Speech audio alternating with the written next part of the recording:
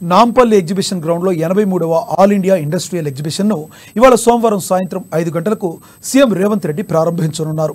ఈ రోజు నుంచి ఫిబ్రవరి 15 వరకు నుమాయిష్ నిర్వహించనున్నారు. 40 రోజుల పాటు సాగే నుమాయిష్ ఎగ్జిబిషన్కు టికెట్ ధరలు, విజిటింగ్ అవర్స్లలో నిర్వాహకులు ఎలాంటి మార్పు చేయలేదు. గతేడాది టికెట్ ధరలనే కొనసాగించనున్నారు. గతేడాది 10 రూపాయలు పెంచి నుమాయిష్ టికెట్ ధర 40 రూపాయలుగా నిర్ణయించారు. నుమాయిష్ సందర్శన వేళలను సాయంత్రం 4 గంటల నుండి రాత్రి 10 గంటల 30 నిమిషాల వరకు నిర్ణయించారు. అయితే వీకెండ్ సెలవుల దినాల్లో మాత్రం సాయంత్రం 4 గంటల నుండి రాత్రి 10 గంటల వరకు సందర్శించే అవకాశాలు కల్పించారు. ఈ సంవత్సరం నుమాయిష్ సందర్శన వేళలను నిర్వాహకులు పొడిగించే అవకాశం ఉన్నట్లు తెలుస్తుంది.